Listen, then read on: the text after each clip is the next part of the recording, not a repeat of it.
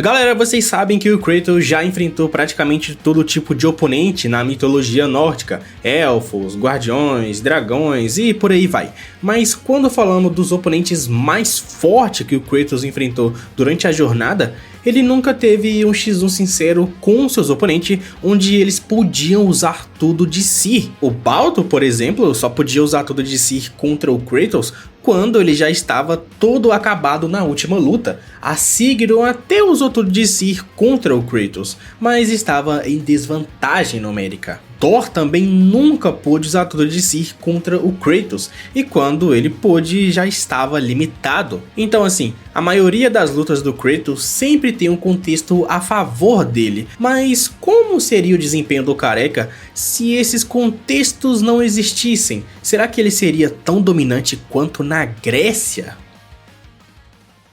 Vamos começar com o Conor McGregor de God of War, ou Baldur para os mais íntimos. O Baldur, ele nunca foi ali na casinha do Kratos para matar ele de fato. As ordens do Baldur eram claras: encontre o gigante que vive em Midgard e o manipule para achar o caminho para o reino dos gigantes, e em troca disso eu removo a sua imortalidade. Então assim, removendo isso, o Kratos logo de cara já morreria pro Baldur no primeiro encontro. Isso porque além do Baldur já se segurar por ordens do Odin, ele também se segurava fisicamente por achar que o Kratos era um gigante, já que dentro do universo nórdico os gigantes não são conhecidos como guerreiros. Então agora que ele não tem essas barreiras, esse limite de força não existe mais pro Baldur. E um grande exemplo dessa grande força do Baldur é a sua atuação contra Jormungandr, que com míseros 3 socos já colocou ela pra dormir, enquanto Thor, vulgo rei da Várzea, em uma luta até o fim, só conseguiu um empate contra uma Jormungandr que era bem mais jovem do que aquela que o Baldur colocou pra dormir. E você pode até falar que ela deixou porque estava com os protagonistas na barriga,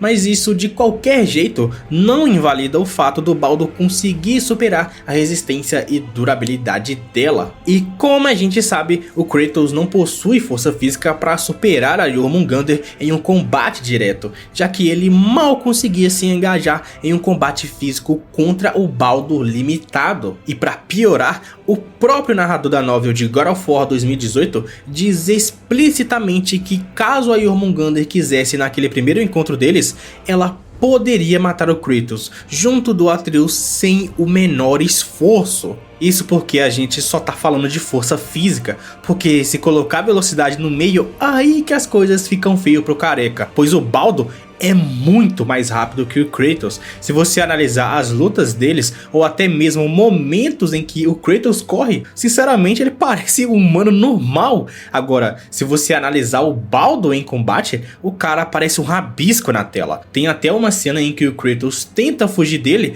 e em instantes o Baldur alcança ele tranquilamente. E mesmo se a gente tirar a imortalidade do Baldur e colocar o Kratos do final de God of War 2018, ele ainda não venceria o Baldur, já que aquele resultado só acontece porque o Baldur ficou tão feliz em poder sentir tudo de novo que literalmente deixou o Kratos bater nele e roubar suas forças, já que além dele perder força e tomar danos, as lâminas do caos têm a habilidade de roubar a força daqueles que são acertados por ela. Então mesmo com o Baldur sem a imortalidade dele, em um cenário onde ambos estão 100%, cujo objetivo é unicamente matar o oponente, é inegável que o Baldur tem chances melhores que as de Kratos. Velho e lerdo. Você jamais deveria ter vindo para Midgard. A Rainha das Valquírias nos apresentada no God of War 2018 foi provavelmente o oponente mais letal do Kratos, e isso porque a rainha possui um insano traje de batalha e um insano repertório de habilidades, e como agora o Kratos não tem o suporte do Atreus, que é muito útil por sinal, as coisas tendem a ficar feia pro lado do antigo deus da guerra, pois a Sigrid é uma guerreira muito disciplinada em combate, galera. Todas as Valquírias são disciplinadas, só que a diferença é que a Sigrid é a mais forte de todas. E só lembrando que tanto o Kratos quanto o Mimir já reconheciam a força de Valkyrias, que são bem mais fracas do que a Sigrun. Só que no caso da Sigrun, essa força é tão superior ao ponto de render um diálogo sólido só sobre isso entre o Mimir e o Kratos. Essa sua rainha, ela é forte, não é? Mais forte que as outras Valkyrias que enfrentamos? Mais forte é pouco, bicho. Então precisamos nos preparar. Então assim, as coisas definitivamente não seriam fáceis pro Kratos, mas eu ainda acho que ele a venceria no individual. Isso porque a força da Sigrun não é assim tão sólida quanto a força de Baldur, por exemplo. Pois o Baldur, galera, é construído como alguém que é muito forte fisicamente, tanto narrativamente quanto literalmente. Tanto que tem até diálogo sobre a força de Baldur lá no God of War Ragnarok. O Atreus reconhece a força física do Baldur. Agora, as métricas físicas da Sigrun são completamente desconhecidas. Por mais que o Kratos reconhece ela como uma Valkyria de forças formidáveis e o Atreus como o oponente mais letal que eles enfrentaram naquela jornada, não temos cutscenes o suficiente para conseguir mensurar essa força. E letalidade não é sinônimo de força, tá mais referente aos equipamentos, como armas e armaduras. E como Kratos é alguém mais sólido nas métricas físicas, ao ponto de conseguir, mesmo com contextos, se opor fisicamente a oponentes nórdicos, eu acho que seria mais justo considerar ele como alguém superior a Sigrun nesses quesitos. Já no quesito arsenal, eu acredito que ele também se sobressai diante da Sigrun por conta da união do machado Leviatã e as lâminas do caos. E agora em magia, ele realmente está um pouco abaixo da Sigrun, mas não o suficiente para perder um x1 sincero com ela, fora que ele ainda tem a fúria de Esparta.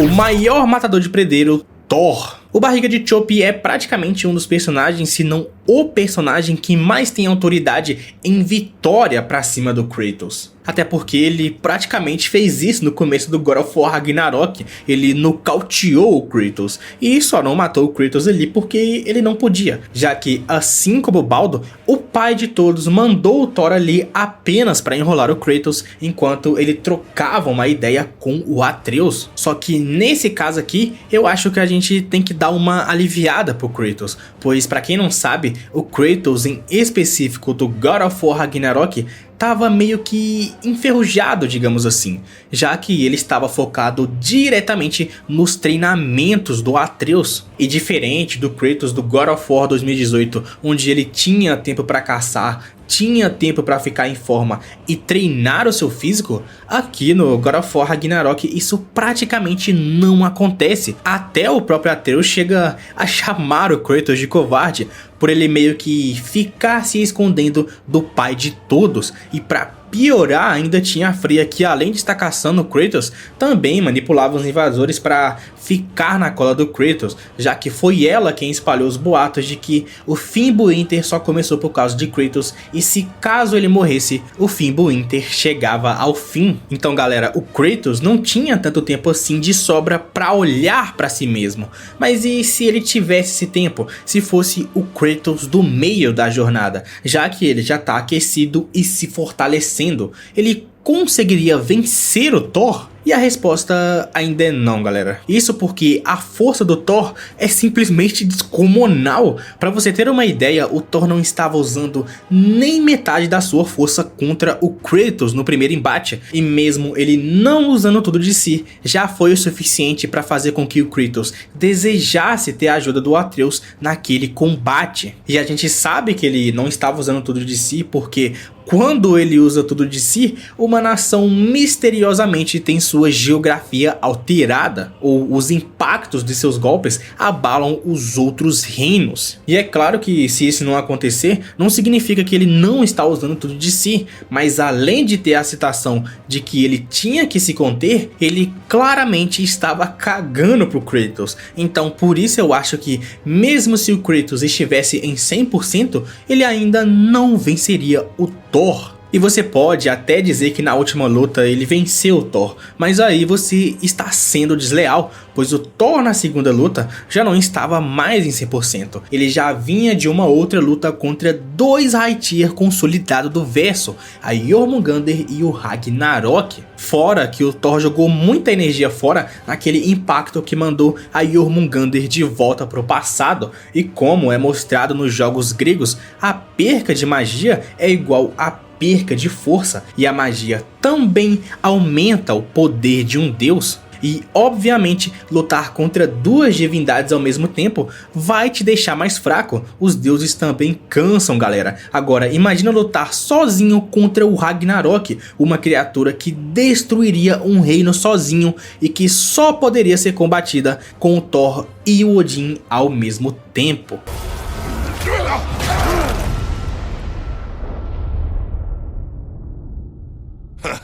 Não. Eu digo quando acaba. A rainha das Valquírias, Freya. Essa aqui é uma das lutas que quase acontece no contexto desse vídeo, pois no arco da Freya, onde ela entra em Vanaheim em prol de remover uma das limitações imposta pelo Odin, no final de tudo ela decide que o verdadeiro inimigo dela não era o Kratos, mas sim o pai de todos. Mas e se eles resolvessem lutar ali em Vanaheim, será que dessa vez o Kratos venceria a Freya em um combate? Já que no último ele praticamente perdeu? E a resposta é sim e não. Isso porque só em combate apresentado, a Freya, após remover todas as limitações impostas pelo Odin, se mostra pelo menos fisicamente igual ao Kratos em um combate. Tanto que no artbook oficial dela reforça o que eu tô falando aqui. E o próprio Kratos, que experimentou o poder dela em primeira mão, não sabe se realmente seria capaz de superar a Freya em um combate. Então toda a história, os feitos, a narrativa, colocam ambos no mesmo nível de força. Não é como se eu fosse hater do Kratos. Desde que ele chegou na mitologia nórdica, ele já não consegue mais resolver as coisas na pura força física igual ele fazia lá na Grécia.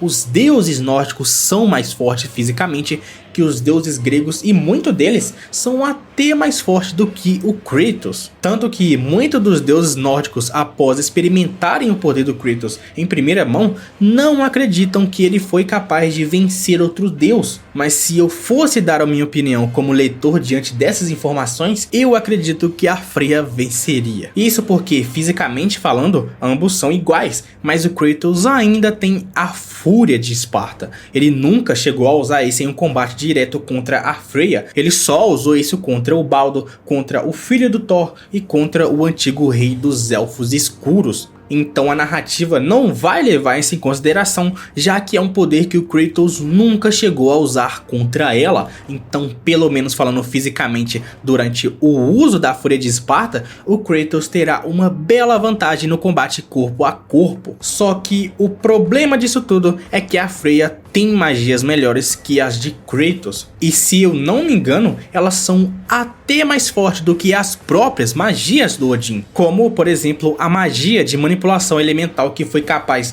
de deixar o próprio Kratos do final de God of War 2018 de joelhos e bem mansinho. E você pode até falar que o Kratos quebraria essa magia caso utilizasse a Fúria de Esparta, o que seria um achismo, mas o fato é que a magia que a Freya de 2018 utilizou no Kratos era uma magia mais fraca, já que, como eu expliquei aqui no vídeo, a Freya do God of War Ragnarok é bem mais forte do que a Freya de God of War 2018, já que ela não possui mais nenhuma das limitações impostas pelo Odin, além de que a Freya, em caso de dificuldades físicas contra o Kratos, ela pode só recuar do combate ou atrasar o Kratos com suas magias ou flechas, já que agora, com o poder da Rainha das Valquírias restabelecido, suas asas estão à sua disposição, seja para atacar ou recuar. Podemos repetir, saber com certeza.